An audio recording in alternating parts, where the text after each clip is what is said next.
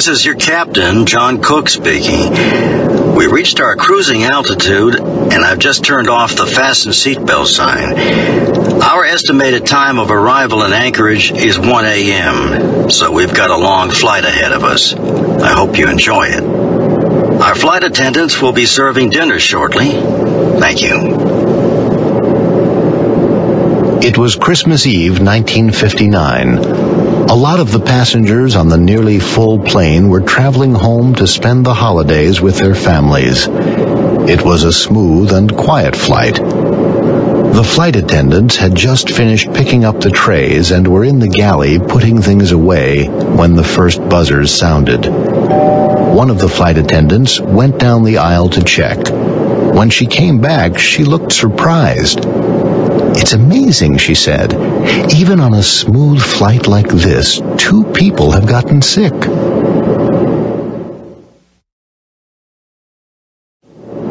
"20 minutes later, nearly half the passengers were sick, violently sick. Several were moaning and groaning, some were doubled up in pain, and 2 were unconscious. Fortunately, there was a doctor on board, and he was helping the flight attendants. He came to the galley and said, "I'd better speak to the pilot. This is a severe case of food poisoning. I think we'd better land as soon as possible."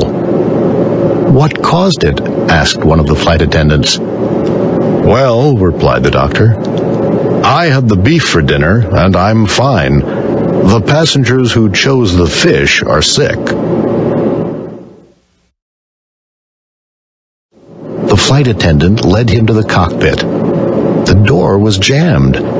Together they pushed it open. The captain was lying unconscious behind the door. The co-pilot was slumped across the controls, and the engineer was trying to revive him. The doctor quickly examined the 2 men. "Can you land the plane?"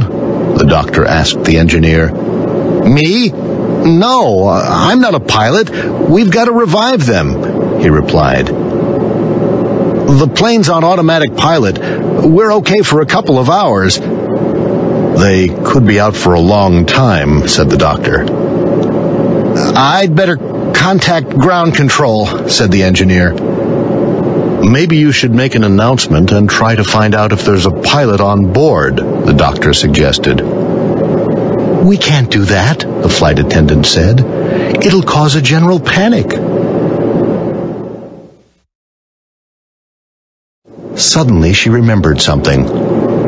"One of the passengers. I overheard him saying that he'd been a pilot. I'll get him." She found the man and asked him to come to the galley. "Didn't you say you used to be a pilot?" she asked. "Yes. Why?" She led him to the cockpit. They explained the situation to him.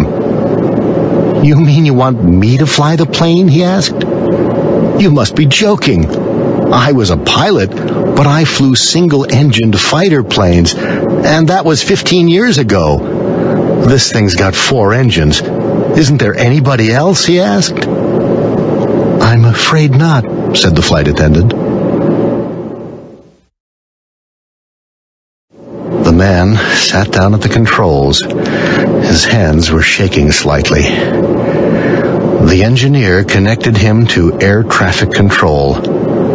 They told him to keep flying on automatic pilot toward Anchorage and wait for further instructions from an experienced pilot. An hour later, the lights of Anchorage appeared on the horizon. He could see the lights of the runway shining brightly by a lake. Air traffic control told him to keep circling until the fuel gauge registered almost empty. This gave him a chance to get used to handling the controls.